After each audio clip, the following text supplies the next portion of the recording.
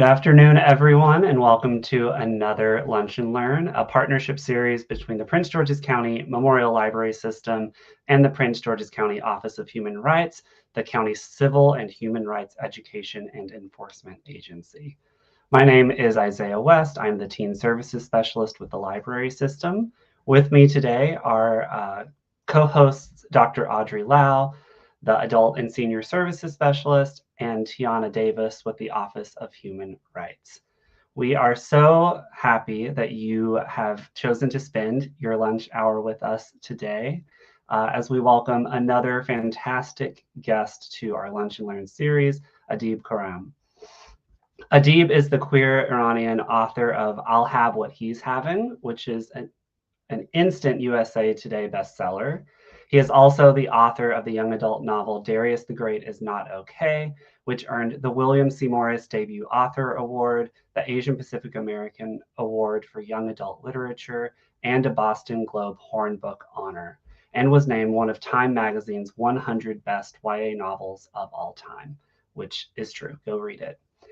His other young adult novels, Darius the Great Deserves Better, Kiss and Tell, and The Breakup List, as well as the picture books Seven Special Somethings, A Nowruz Story, and Bijan Always Wins, have garnered critical acclaim, starred reviews, and bestsellers. He grew up in Kansas City, the Milan of the Midwest, but he'd rather be in the real thing, sitting on a patio, enjoying an aperitivo. Adib, thank you so much for being here with us today. Thank you so much for having me. It's lovely to be here. So the first question we have for you, just to get us started, is can you talk a bit about It Had to Be Him in your own words, maybe for those of us that haven't had the chance to read it yet? Sure. So It Had to Be Him is the story of Ramin Yazdani. If anyone read I'll Have What He's Having, you'll recognize Ramin. He is the best friend of the main character from that book. And It Had to Be Him follows Ramin after he proposes to his boyfriend of 2 years and is turned down and then dumped in public for being too boring. And so, as one does, he goes home, drinks a little too much wine, and books a trip to Italy to reinvent himself. And while he's in Italy, he runs into Noah Bartlett, his old high school crush. And Noah is fairly recently divorced and co-parenting with his ex-wife Angela, and he and Angela are trying to figure out whether their son Jake will stay in America with Noah or move to Italy with Angela, who's taking over her grandparents' wine store in Italy. And Ramin and Noah keep accidentally bumping into each other and reconnecting. And they, while they were both not out in high school, Ramin is gay and Noah is bisexual, and they slowly connect and fall in love and drink a lot of Italian food, eat a lot of Italian food, and drink a lot of Italian wine. And am I allowed to say bone? They bone a lot as well. It's a romance novel. Love that. Yes, I think we're allowed to say bone. That seems pretty. Really, that's fairly tame. Yeah, at least PG-13. We can get away with that. Exactly. If it's PG-13, I think we're allowed technically 2 F-bombs over the course of the hour. I won't be dropping any, but you all. I mean, we can save that for like a very specific line that's used multiple times in the book, which we might get to a little bit later. Perfect.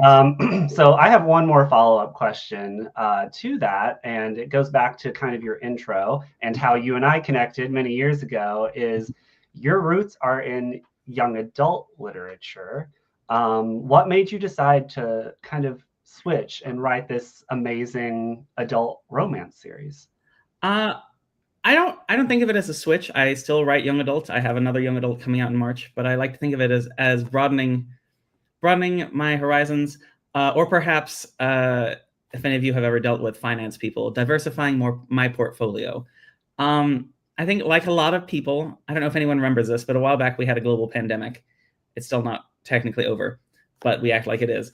But like many people, I became very depressed, stuck at home for many months. I had gotten laid off from my day job, and so I was just writing, and everything was hard. And someone said, you know what you should do? You should go read romance novels. Romance novels always have a happy ending. They might make you happy too. And you know what? That friend was right.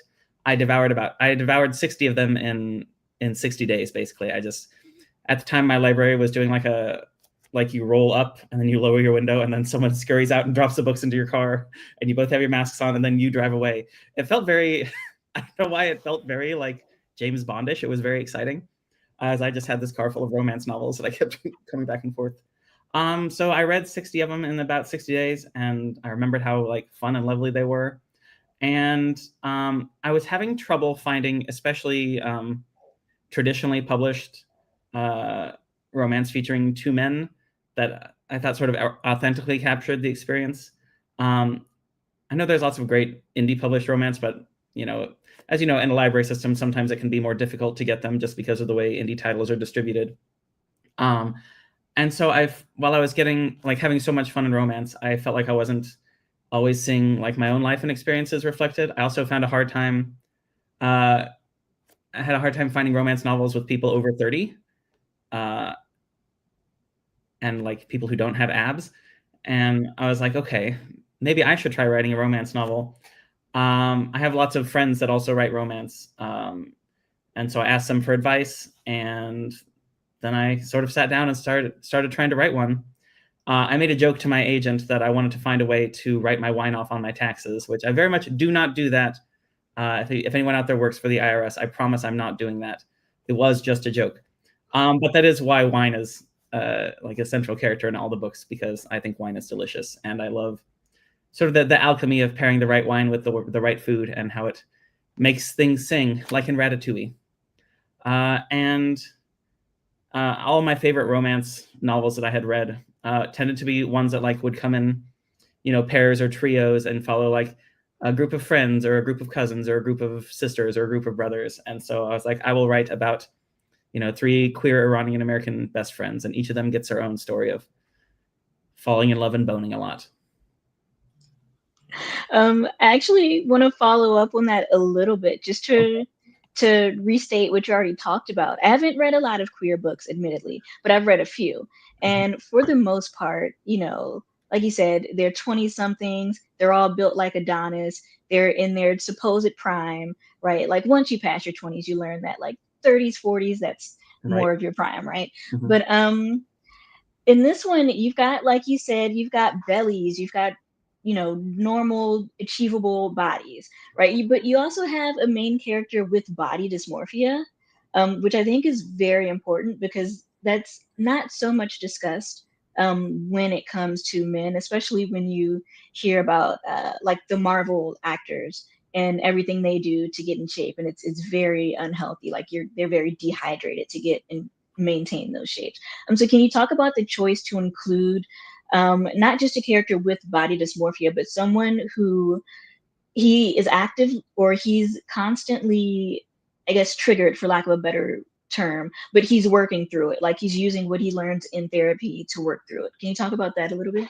Sure. I think like a lot of queer men, I've dealt with my fair share of body dysmorphia. I think I was, when I was in my 20s, I think I went through a pretty nasty disordered eating phase that like I, worked on in therapy. And I think it's an experience that a lot of people share. And if it's not an experience that a lot of people share, then it's an experience I went through, and I am now sharing it with people anyway, which is sometimes how I write books, is I'm like, well, I want to write about it, and there's no one here to stop me.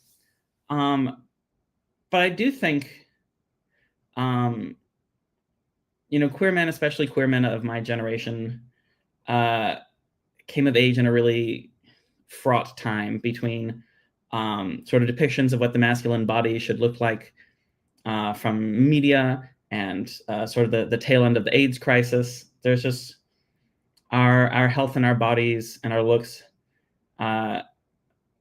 have been, I don't want to say stigmatized, but perhaps systematized in a way of what is acceptable and what is not.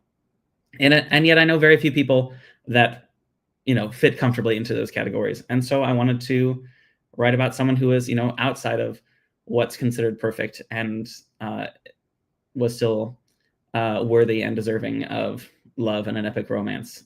And I think that's one of the core, I think, tenets of the romance genre, is that everyone is deserving and worthy of love.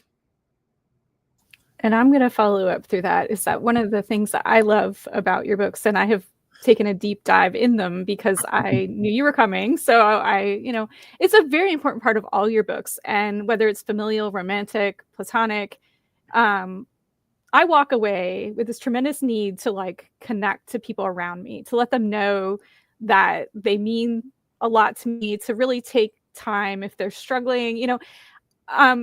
Is that purposeful, or is that you coming out in that writing? I think in large part it is me. I think sort of an accidental thesis in all my books is how important connection is, how important friendship and love are, all kinds of love. But once someone pointed it out to me, I was like, you know what, that's a good thing. Like, that's a good thing to have be my brand. If my brand is going to be like a bunch of Persian food and love, that's a great brand to have. So this one, I'm going to get it out of the way earlier because it's only slightly related to the book, but there are multiple mentions of Legally Blonde, and I'm a huge fan of Legally Blonde, more specifically the musical. I like the musical more than the movie. Really? Yeah, but the fact that it's brought up so many times, there has to be some significance there. Can you talk about that? The significance is that I am a gay man in my 40s, and Legally Blonde was a very formative movie for me. And when I'm sad, I go watch Legally Blonde and tell people that I'm taking the dog, dumbass. My pen was all right, but my snap was all over the place. I just love that movie so much. It makes me happy. And I think Legally Blonde is interesting because it often is lumped in with sort of the late 90s and early 2000s romantic comedy boom, even though it's not really a romantic comedy. It does have a romance in it, but it's actually kind of a side plot. It's really, in a lot of ways, a coming-of-age movie. But it was fun to reference anyway. And I think, Ramin learning that he, in fact, is great just the way he is nicely mirrors Elwood's journey in that manner. I'll also jump in again. There are two sort of tropes that you'd subvert in this. And one of them is the ex coming back, full of regret. I didn't know what I had.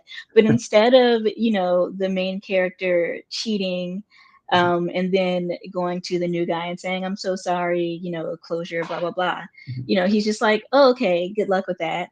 And the other one was, in this one, like the nerdy quiet guy is the one who's more experienced, more open about their sexuality. They've tried more things, whereas the jock is sort of more timid and it has a little bit to learn, less experience. So can you talk about was it intentional to sort of turn these tropes on their head? I don't know if it was intentional to turn the tropes on their head so much as I feel like I'm always trying to capture the fullness of humanity in my characters as best I can. And I think people are complicated and often full of contradictions. Sometimes the quietest people in the room are the sluttiest ones, and you never know what they're thinking of or what they've done. Never play Never Have I Ever with them, because you're gonna walk away with a new liver. So I think in some ways I really just wanted to show, real people figuring things out, sharing with each other. Actually, though, in response to Ramin's ex coming crawling back, that was a pretty deliberate. I don't know. I think in some ways just a deliberate nod to Legally Blonde as well, where I was like, I can't be with such a bonehead. And that was fun to include. Sometimes I think, as a writer, you want to tell a good story. You want your reader to like it, but sometimes you just need to be a little self-indulgent and be like, this makes me laugh and I'm going to put it in the book and no one can stop me except my editor. But thankfully she didn't. So you've already talked a little bit about, you like wine and who's going to stop you from putting it in there. But I'm guessing that you do consider yourself a foodie of sorts. I am a very food-driven creature. So why is it so important for you to put that in the books? I mean, I think it's important. It definitely adds another character in my opinion. But why is that so important to you? I think food has always been really important to me as a child of the Iranian diaspora. I don't know who all here in the audience is familiar with the cultural iceberg, the iceberg model of culture, and that, you know, much of culture, like an iceberg, sits below the water, but some of it sits above the water. And food is one of those things that sits above the water, that is easily accessed and easily shared. And as someone, you know, Iranian, but born in America, raised in America, like Iranian food was a way for me to connect with my culture. And so when I first started writing about Iranians, I had to include their food. And I also just really like food anyway. And so it was like a nice marriage of what I like and what I think made compelling fiction. And so in some ways, it just sort of accidentally became my brand, that I include a lot of food in my books. And so I'll Have What He's Having, which was my first romance, is partially set at a Persian restaurant. And this one, I love pasta a great deal. And I was like, well, there's not a Persian restaurant, but they're going to eat a lot of pasta. And why? Because no one can stop me. And also, like, I spent 8 weeks in Italy, not after being dumped. I went to Italy after helping 2 different friends move house back to back on like a Friday and Saturday, and my body was wrecked.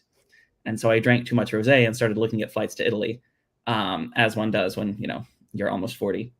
But I ate a lot of pasta while I was in Italy. And so I was like, everyone deserves to know about my pasta adventures. I will capture them in a fiction. Also, I think it's a little bit of also a writerly crutch for me, that if I don't know what the characters are supposed to do next, I'll have them sit down and eat something until I figure out what to do next. And my agent and my editor have both pointed this out to me, and that hasn't stopped me from doing it. Now I'm just aware that I do it. I feel like that's a natural, like, isn't that what you do when you travel, though? Is like you kind of sit down and have a meal while you figure out what's next. So exactly. It feels logical.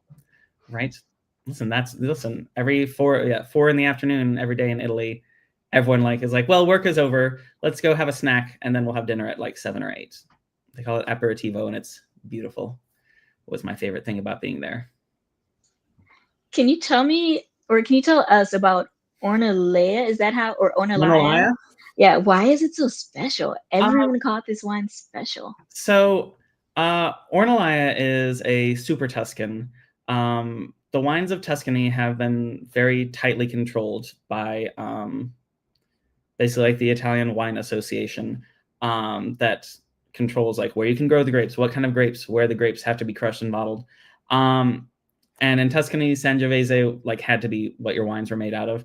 But some of these producers, including Ornellaia and Sassicaia, were like, but what if Cabernet Sauvignon would grow great here? So they made it, and it was delicious, but they like basically had to invent a new way of classifying it, because they just they couldn't call it any of the existing Tuscan wines. So Ornellaia and Sassicaia are like the 2 oldest Super Tuscan and the most prestigious Super Tuscan makers. When I was in Italy, my sister came for a week, and we had some adventures, including Florence, which is a really beautiful city in Tuscany.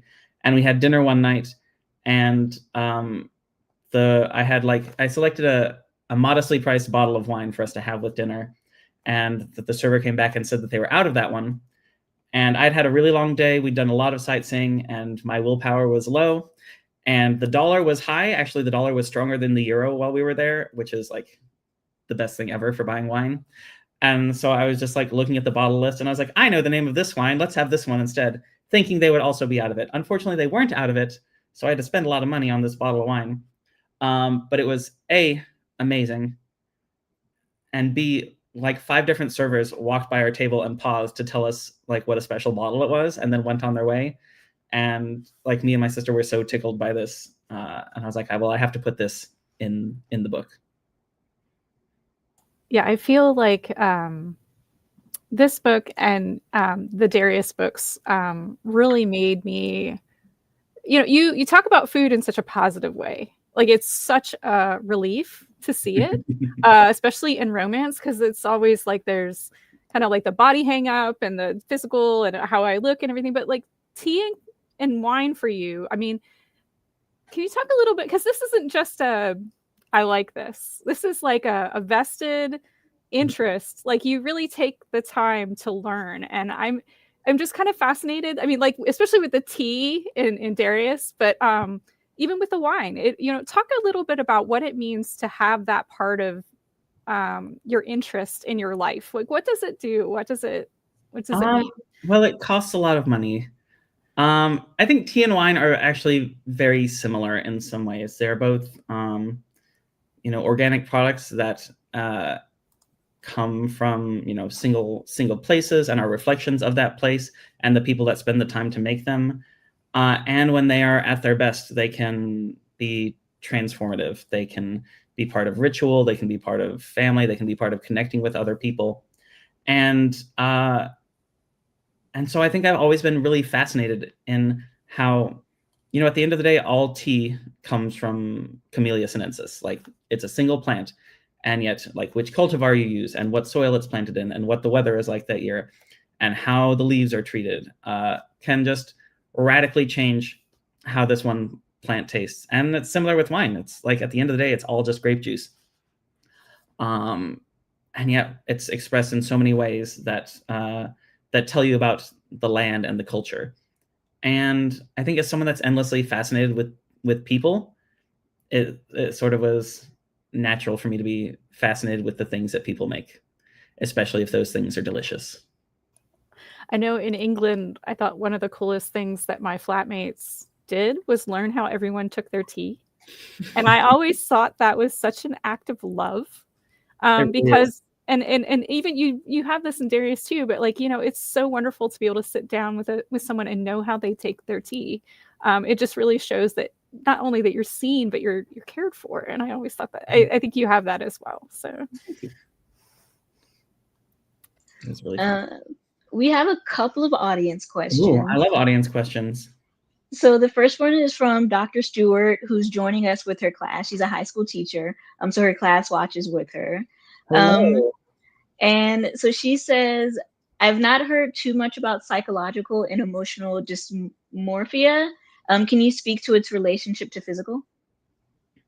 Ooh, I don't know that I can. I'm not sure that I'm an expert in that, or that I know what the difference is between psychological and emotional and body dysmorphia. I will say just broadly, as someone who struggled with mental illness most of my life, going on from when I was like 12 years old, therapy really does work, and more people should have access to it. And especially like if you're younger and maybe don't have access because maybe your parents don't believe in therapy, or if you're a young queer person and unsafe to come out, there are safe adults out there, and it's like important to find them. And even when you're an adult, like not everyone around you is going to be safe, but finding your safe people to talk things through can really matter. And at the end of the day, I don't know, it sounds glib, but it's really not. Brains are weird. And part of figuring out this life is figuring out how to talk your brain off the ledge sometimes when it's being weird. Sorry, I hope that helps some. No problem. Dr. Stewart has a second question relating to an earlier conversation. Ooh. Do all romance novels have to have a happy ending? What would happen if the author was sad while writing? I'll say, so the definition of the romance genre is that it must have a happy ending, and it must center on a romance between two or more characters. They don't have to be human. Like there's a romance between a woman and a sentient door. Like that's, but it has a happy ending, and so it's still a romance. I actually think, like, I was sad when I was writing my romances, and writing about people falling in love and being happy helped me deal with being sad. But like, if the book has a sad ending, if the couple, the throuple, or the person in the door aren't together at the end, it's not a romance. It can still be a love story, but it's not a romance. Okay. At least in the modern sense that we, like in publishing, use it. Got it. And then Rachel, who's also from the library, so hello to Rachel. She says, Yum, I think as a lunch and learn, we need to know more about Persian food, or get a recipe at least. Oh my goodness. Persian food is very delicious. You all are, Prince George's County is like right outside Washington, D.C., right?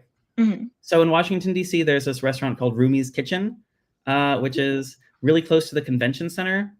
That's my favorite Persian restaurant in D.C. There are several others. There was one that I went to, I want to say in was it Alexandria? I always get Alexandria and Arlington confused because they're both A names. I think it's an affront to me.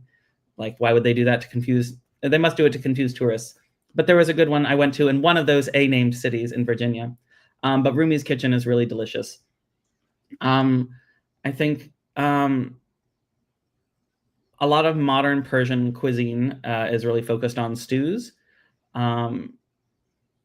Historically, over kind of the last 100 years, your average Iranian hasn't always been like financially secure enough to get fancy meats and things. And so like a little bit of meat and a lot of vegetables in a stew that you stew all day is what fed a lot of families, often with bread, though as the price of rice came down, a lot of stews are served with rice now. But sort of the most, I wouldn't say, I don't know if common is the right word. The most frequent thing you'll find at a restaurant, a Persian restaurant, is kebabs, which is, of course, skewers of grilled meat. And part of that's because they're like easy to do in a restaurant, and part of it's because it's actually hard to do at home if you don't have a grill. But restaurants can like grill a bunch of meat really easily, and so like that's the event, is you go to the restaurant for kebab, and it's delicious. So one, I just realized that I've been pronouncing kebab wrong, but I'll ask one more question and then pass it back to my co-host. So this book, it's not often in books that you get co-parenting, right? Especially in a romance novel. In this book, we get co-parenting, but we also get healthy co-parenting. And then we also get, the child being treated as a person who gets to decide what happens they get to help decide what decisions are made that directly affect them. Can you talk about including that in this story? Yeah, I think you can take the children's book author out of children's books, but I don't know if you can take the children's books out of the author. I don't know if that made any sense at all. I think as someone who does love writing for young people, as soon as I included a young person in this book, I knew that they had to have autonomy, they had to be respected, and I think I always hate to say that books need to teach anything. I really think that's a reductive way of looking at books.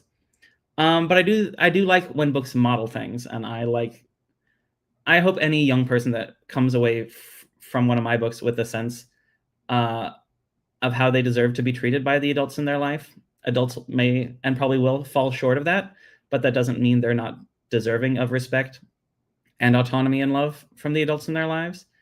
And I think as a writer, we're always balancing the world as it is with the world as it can be. And in this case, I choose to imagine a world where two divorced parents went to therapy and figured out how to stay friends and how to take care of their son and make sure that he knew he was loved and cared for and had a say in his own future.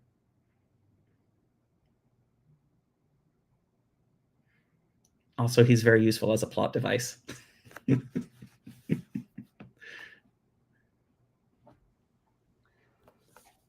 Sorry, right as I unmuted, that happened. So my next question, which you've already talked about a little bit, but I want to know more about it. So I recently saw, as your book was released, that you were posting some pictures of the inspo trip of going to Lake Como and to Italy and eating all the pasta and drinking all the wine. But how much of your travels have influenced your writing throughout the years, like this book, previous books? And is that where you get most? Because all of your books kind of have travel in them, now that I think about it. Like a lot of them do, yeah. Yeah. So is that like a big part of your research? I think it has varied. Sometimes it's sort of been accidental, and sometimes it's been more deliberate. For instance, in my first novel, Darius the Great is Not Okay, where the main character Darius visits his family in Iran for the first time. I started writing that back in 2015 when there was still the nuclear deal between the United States and Iran. The Iranian diaspora thought maybe we were moving towards better relations between our countries. And I and a lot of Iranian Americans have never been to Iran. And so in some ways, like writing that book and researching that book was taking myself on a trip that I thought maybe one day I would get to go on. And obviously in the years since 2015, it's become clear that that's probably not going to happen. because things are worse now than they were 10 years ago. So yeah, I would say that was deliberate. And I think this trip to Italy, again, it was pretty deliberate, of like wanting to show how being in a new place lets you become a new version of yourself, which I suppose in a way is also what Darius the Great is Not Okay was about. So yeah, and I think that's a reflection of my experience with traveling, that I like to go to new places and see who I am. And I'm the kind of traveler that, like, I don't tend to pack my days. I don't go on the death march of fun, as Noah calls his ex-wife's scheduling system. When I go to a place, I really try to experience it the way that locals do. Try to explore, like, live at their pace of life and do the kinds of things they do. But the caveat that I will go, like, I did go and see The Last Supper. Like, I went and saw some museums and stuff. But I think, as I said earlier, I'm endlessly fascinated with people, and spending a little time living the way they live is, I think, a great way of getting to know people. I guess one of the things that I loved about this book was the friendships that the characters had, and that desire to keep them kind of up to date on what was happening in this love situation. And, you know, it's something that I've noticed with some of the books that we've read, like that I've been reading, like over, I just finished Blair Fell's book, you know, Mike Curado's book. There's this element of friendship. And you know, I'm learning that this is a really important part of this community, is these groups of friends. And so, do you have a group? Like, are there people in this book that are you know, folks you know, or just kind of pieces, or and just kind of talk a little bit about, because I think I love the support, and that's very unique in this community, I think, and it kind of seems to go beyond friendship in a lot of ways. Yeah. I will say I don't usually, like, directly transplant people from my life into my books. But I will borrow little pieces of them, whether that be personality quirks, verbal tics, inside jokes, funny stories. I will borrow those and maybe file the serial number off before I put them in the book. But yeah, I think, you know, for a lot of queer people, we have had to get a really good sense of who is safe and healthy for us to be around. And when you find those people, they become your family. You know, it goes beyond friendship, and in some ways beyond family. Like, these are your people. And I have those people in my life. I actually have, like, multiple sort of clusters of, you know, I have several group chats running depending what we're talking about. Like, I have a group chat of, like, other queer authors that are, you know, are my people now. And then I have, like, people that I used to work with at my day job. And yeah, we keep each other up to date. I think most of us are millennials. And so we also kind of all have had the shared experience of repeatedly experiencing historical events, which is really tiresome. Boy, I'd love a break from that. And yeah, like, I think I'm a big believer that when you find your people, you hold on to them. And I think a lot of my books reflect that feeling. And we're going to see another book. Well, I missed one, but we're going to see another book with this kind of group coming out.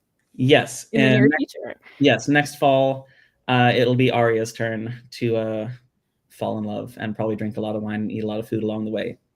Are we going to Italy? Are we going? It'll be back in Kansas City. Okay. I'm having a lot of fun. This one has a lot more barbecue in it, I think. Okay. Which could start wars. Kansas City would win that war, though, so I'm not worried. He's so confident. I am. Listen, Kansas City barbecue is the best barbecue, and if you don't believe that, the door is right there. You can see the first argument that you and I have had about the although I do like a good burn in, so you won't find me arguing too hard about this. So beautiful. I do have a follow-up question to that, though. Okay. So you don't write other people into your stories, but do you always write a little bit of yourself into a character? I think it's actually impossible for any writer to not put a little bit of themselves, whether it's deliberate or not. Maybe it's sometimes accidental, but I don't think anything can ever come from nothing. I think everything that we create comes from either our conscious or our subconscious. And so there's always little bits of us, and sometimes they're the best bits, and that's really wonderful to get to share with people. And sometimes it's a really embarrassing bit and you don't realize it until someone else points it out to you months after the book has come out. And you're like, I didn't realize I did that. Please pretend like you never read that part. Is there a character that you think is more of you than others? I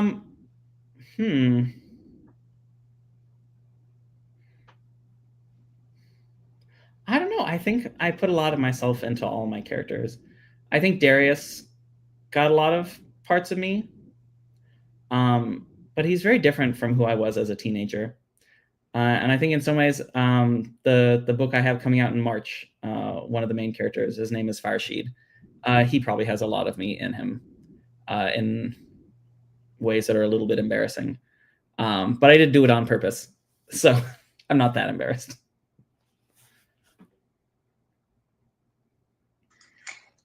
Something that happens a lot, or not a lot, but something that's brought up more than once, has to do with Noah. One, being objectified by partners, if you can call them that, maybe trisexuals, I think would be a better term, but also like being sexually harassed, particularly in high school, through the gossiping about his, rumored blessings. Should we say? Was that intentional, like sort of that thought process, or can you explain the inclusion of that? Yeah, it was really weird, like writing people who knew each other in high school but connecting as an adult. I mean, yeah, people gossiped all the time when I was in high school. And there were certainly the guys that, everyone was whispering about. But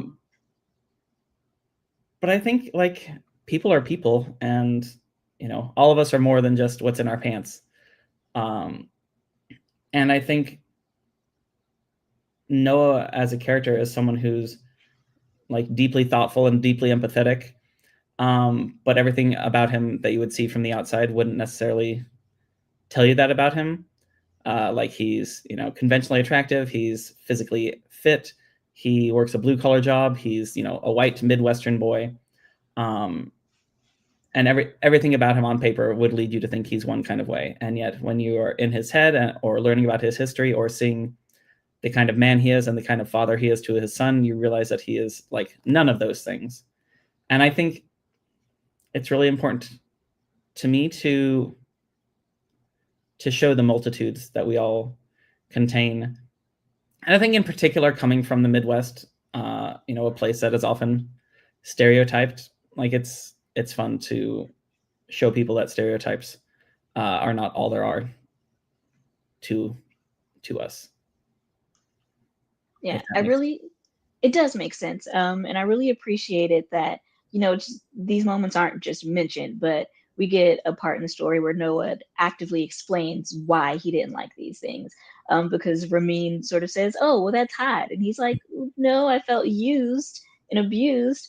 So I really appreciated that inclusion. And I also really appreciated the inclusion of consent is sexy, sort of like the enthusiastic consent, because I feel like in It Had to Be Him, you really get multiple examples of how consent doesn't have to be just stopping everything where it is, getting a notarized document, multiple yeses from everyone involved. It can be something as vague as, oh, this guy is drunk, so this can't go any further, let's just cuddle. Or it can be as open as what was the example? You're hurting, talk to me about that. Let's try something different to see if it can hurt less this way. So can you talk about the importance of including consent and well, yeah, just that the importance of including consent, especially for the students who are watching. Sure. Yeah, I mean, I do think consent is sexy. Human sexuality is such a varied and beautiful and weird part of life. And I think, to me, like, the weird parts about it are what make it beautiful. You mentioned, consent is often mentioned, but also humor is a big part of, I think, most of my sex scenes. I've managed to incorporate fart jokes in many of my sex scenes at this point, because bodies are weird, and that doesn't make them any less beautiful. But I think again, I don't ever want books to teach things, but I think I'm always aware in the back of my mind of the paucity of sexual education in this country, especially for queer people. And though I don't like go out of my way planning for, this to be, a young queer person's first example with queer sex, I'm aware that it might be. And I think it's important to show them what they deserve out of a sexual encounter or a sexual partner. They deserve someone who cares for their comfort, who respects their boundaries, who communicates with them, who laughs with them, and who takes care of them. And I think, that makes it, good for the reader. And I think that also just makes it a fun story. Like, I think it's very romantic if you care about someone and want them to have fun having sex at the end of the day. And there's quite a bit of that in this book. There is a lot of boning in the book, yes. But, I think for me and romance, which, there's some romance that I'm not comfortable with all. There's love here. And that, I feel, makes this a very different, from a lot of, straight romance that mainly I've been associated with reading and things like that. There's desire, there's possession, there's, and control and power. And sometimes it's really violent. And there's none of that here. And the fact that there's, like Tiana mentioned, consent, but it's, it's spicy. It is. It's, but it is between two people who are not just consenting, but really, I'm very attracted to you. And so I guess my question for you is, how are we supposed to read this book on the metro and not? Well, I think, like, if you have your headphones in, make sure they're not turned up too loud if you're listening to the audiobook.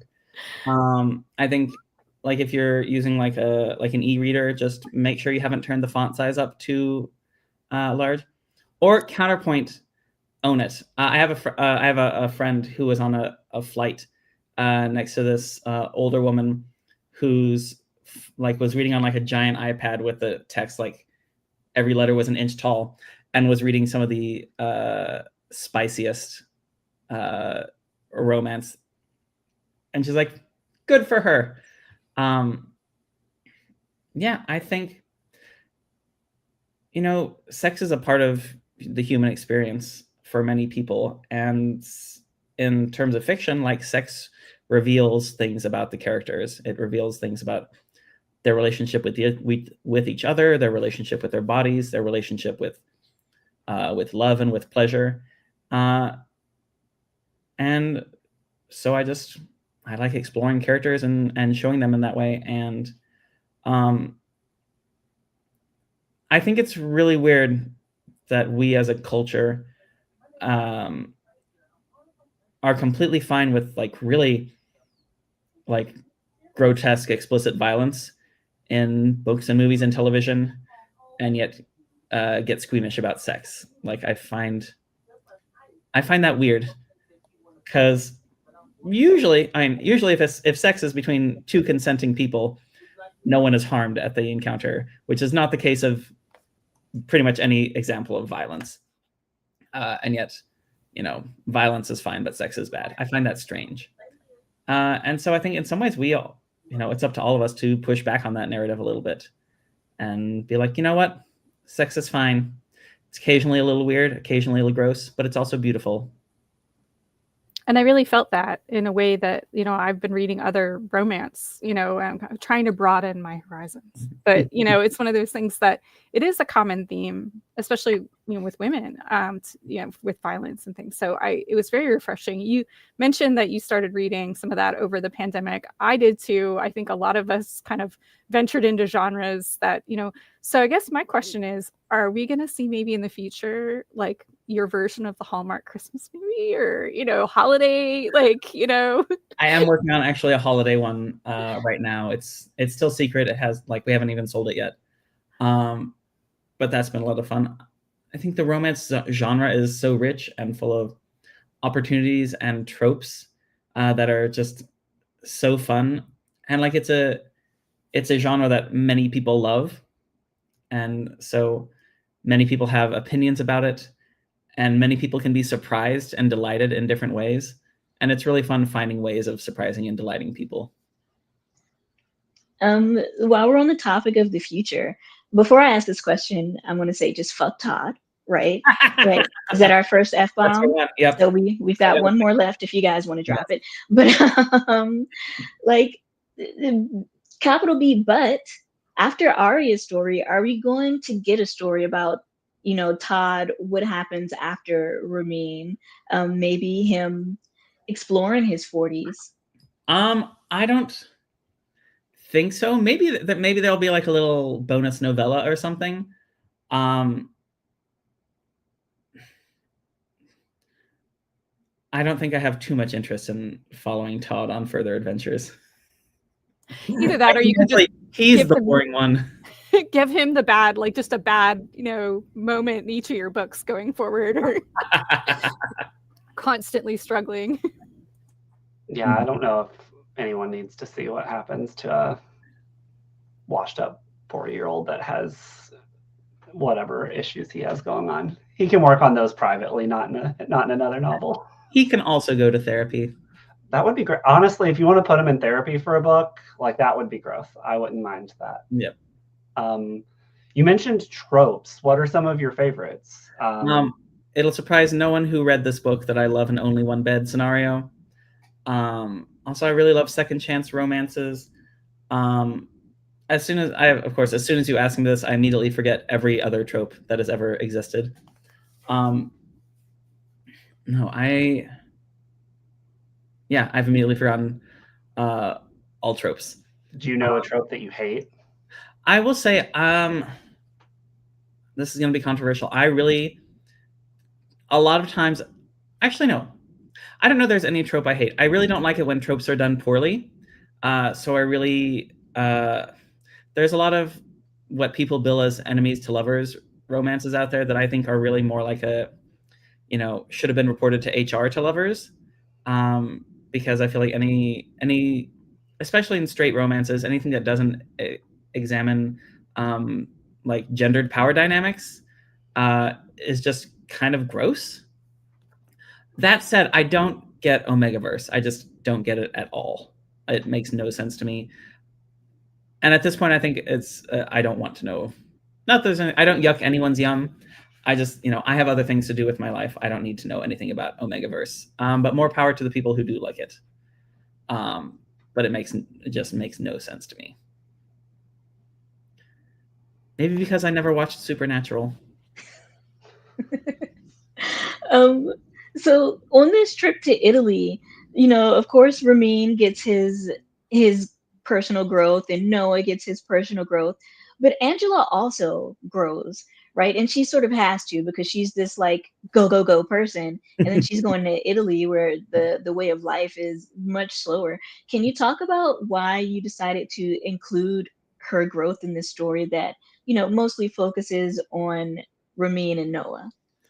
Yeah, I think there were a few things going on. One is that there is a tendency in MM romance, romance between two men, to just not have any women or femme characters at all. I think it's less common in perhaps kind of general contemporary, but if you start dipping into sports romance or whatever, they'll be oh, this is a world where there's no women at all, which I find a little weird. so first, Ramin ended up with some lesbian landlords, which I think are like two of my favorite side characters because they're just so fabulous and funny. And yeah, like, and Noah's ex-wife as like part of the story, I think it was important that she be allowed to have the fullness of her humanity as well. I think, as someone who, oh no, yeah, I was gonna be like, I don't think like a hateful ex-wife is a useful character a lot of the time. I think, in fact, it plays into a lot of kind of cultural misogyny that we have. And I thought it was really interesting to explore a character who, yeah, is like a type A, like former lawyer go-getter, like rediscovering what's joyful about life.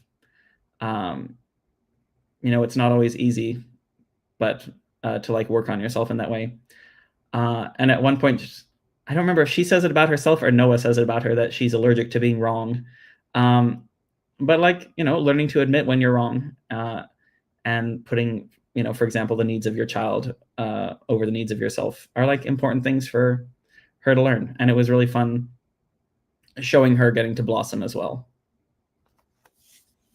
I loved the part where she was getting off the elevator and she was just like, my sister's a lesbian. I'm not homophobic. I'm just uptight. Like, I'm paraphrasing a bit, but I had a lot of fun writing that scene. Yep. Yeah. Right. So like, yep.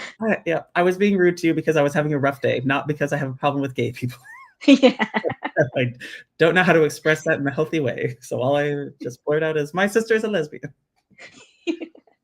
I have to say, just from chapter 1, I really appreciated that, instead of using food words to describe the Black and brown people, you use terms like sepia or russet, or even just saying Black, because I have no clue why authors are afraid to just call a character Black. He's Black. It's fine. So was this intentional? Like, did you intentionally avoid food-related terms, or was it just not even something that you do anyway? I have been thoroughly trained not to, because back in like the 2015-ish, from like 2015 to 2017, there were actually lots of discussions about the use of food-related terms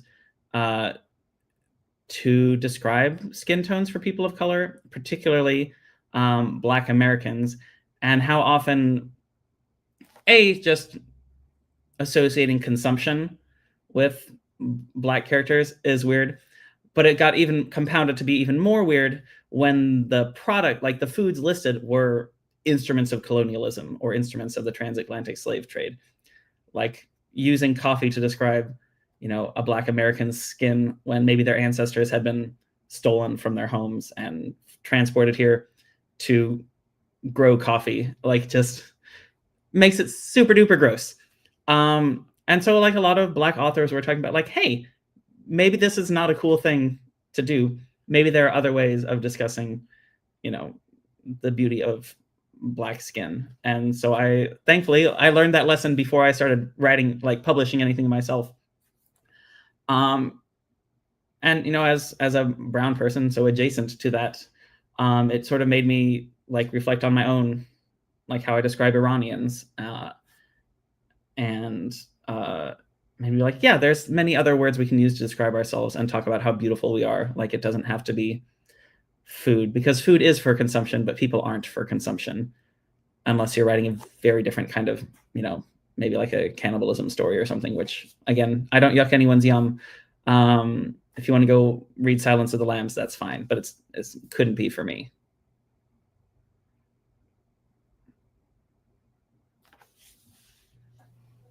Isaiah, do you want to have the last question? I mean, I can definitely ask the last question, which is not about this book. So if anyone wanted a question about this book, I'm an open book. But I mean, I'm the teen services person, and we have some high schoolers watching, and I've already kind of read a bit of a blurb for your upcoming novel. Can you tell us a little bit about like the next? Yes, my next young adult novel comes out March 17th, I think, of 2026, which is terrifying because that feels so long so far away, but it's only 6 months away.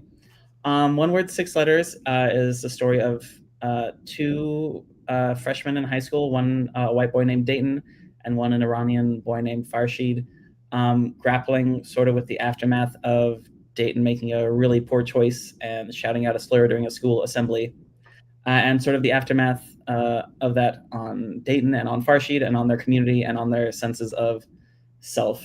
And clearly I'm rambling because I haven't perfected a nice elevator pitch for it yet. Usually what I do is I let a librarian tell me what my own book is about, and then I steal that pitch from them. So if any of you want to pitch it for me, like, let me know.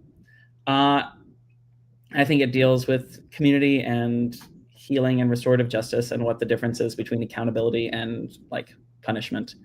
Yeah, I think that's about it. As I said, I'm workshopping it still. Sounds great. Okay, the book is done. The pitch still needs work. So unfortunately, we are just about out of time. Adib, it has been such an awesome time with you today. Thank you so much for being with us. Thank you for talking about It Had to Be Him.